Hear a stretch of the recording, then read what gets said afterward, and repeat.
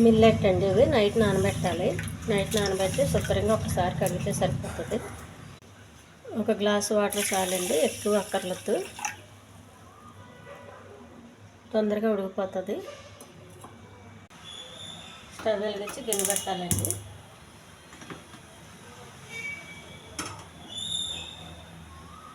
కొంచెం మంట ఎక్కువలోనే పెట్టాలి. First millets ఉడుకుతుందండి.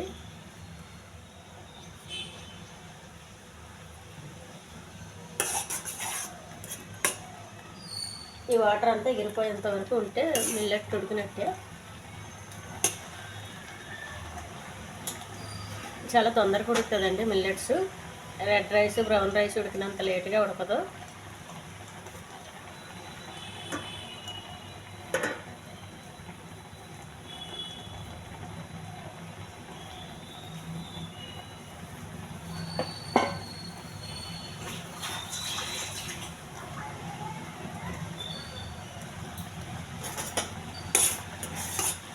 వాటర్ లేకుండా ఎగిరిపోవాలి.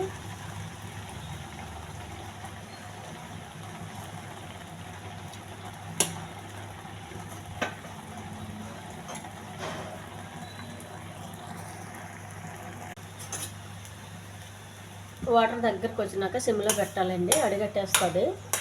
ఈ మిల్లెట్స్ కూడా చాలా తొందరగా అడిగట్టేస్తుంది.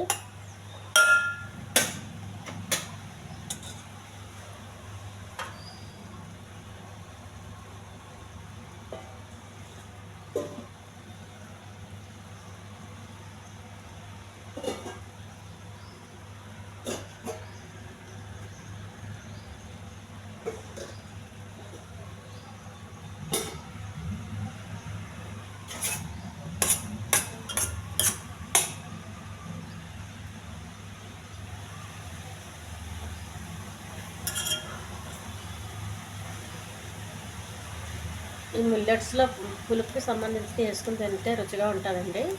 కారం కానీ పులుపుకి కానీ సంబంధించినవి తినాలి. వేరే వేసుకున్న సప్పగా ఉంటుంది. ఈ రైసే సప్పగా ఉంటుంది.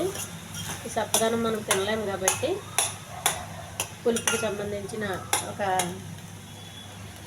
టమాటా పచ్చడి కానీ లేదంటే ఆవకాయ చట్నీ కానీ ఇలాంటి వాటితో చాలా టేస్ట్గా ఉంటుందండి. మళ్ళీ నాన్ వెజ్ చికెన్ కానీ మటన్ కానీ బాగుంటుంది. ఈ ఛానల్ నచ్చితే సబ్స్క్రైబ్ చేయండి, షేర్ చేయండి, లైక్ చేయండి, కామెంట్ చేయండి. స్టవ్ ఆపేయాలండి. కొద్దిగా వాటర్ ఉందని కానీ చూడండి ఇలాగ అడగట్టేస్తుందో అలా పట్టేస్తుంది. అంటే కొంచెం వాటర్ ఉందని కానీ ఆపేయాలి.